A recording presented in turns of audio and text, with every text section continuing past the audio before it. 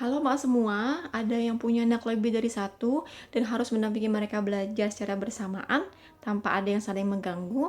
Saya punya salah satu solusinya, yaitu jangan biarkan ada anak yang menganggur saat kegiatan belajar tersebut. Caranya bagaimana? Yaitu kita harus mempersiapkan apa aktivitas belajar yang akan mereka lakukan di esok harinya. Nah, saya ingin berbagi apa yang saya lakukan di rumah ya, Mak. Nah, kebetulan saya punya 3 orang anak. Yang pertama itu kelas 1 SD, belajar online di rumah. Yang kedua itu usia preschool, 5 tahun. Dan yang terakhir usia 18 bulan. Jadi rentang usianya masing-masing berbeda dan juga pastinya rentang konsentrasinya juga berbeda. Nah, yang saya lakukan adalah membuat jadwal yang teratur dengan pola yang sama dan aktivitas-aktivitas yang sudah saya siapkan sebelumnya. Saya akan mulai di jam 8 pagi ketika mereka sudah mandi dan sarapan. Saya biasakan mereka berpakaian rapi seperti, bersekolah. Jadi, yang perempuan memakai jilbab, yang laki-laki memakai baju koko. Nah, biasanya saya akan mulai mendampingi kakak yang pertama, mendampingi ia menyimak materi dari sekolah dan mengerjakan tugas sekolah.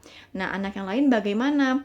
Anak yang kedua dan ketiga, saya persilakan mereka untuk melakukan aktivitas seperti menggambar, mewarnai, atau mencoret-coret yang kami sebut sebagai jurnal pagi.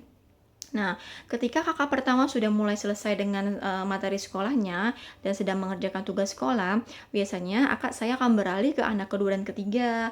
Saya akan mempersilahkan mereka untuk menceritakan apa isi dari jurnal pagi mereka.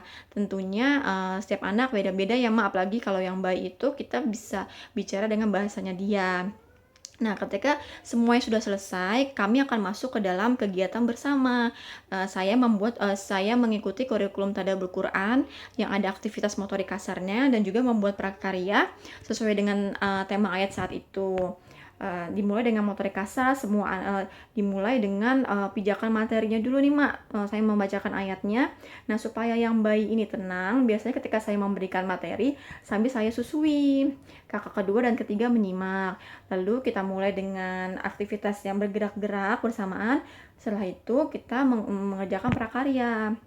Nah, karena yang bayi ini pasti nggak bisa terlalu fokus ya, gampang bosan. Jadi biasanya ketika kakak pertama dan kedua sedang asik mengerjakan prakarya, nah saya fokus kepada yang bayi ini. Saya ajak ia bicara, bernyanyi, dan stimulus-stimulus lainnya sudah dirancang sebelumnya.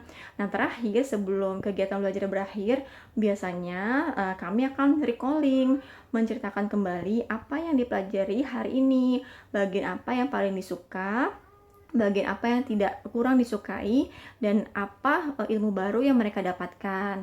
Lalu kami akan menutup dengan doa. Setelah itu masing-masing anak membereskan sendiri alat belajarnya dan semua yang sudah mereka gunakan. Setelah itu baru ketika semua sudah selesai, mereka bisa masuk ke dalam acara bebas. Terserah mereka mau ngemil atau mau bermain. Seperti itu, Mak. Jadi kuncinya adalah jangan biarkan anak yang menganggur sehingga mengganggu anak yang lainnya. Semoga bisa bermanfaat ya, Mak, dan dipraktekkan di rumah. Terima kasih.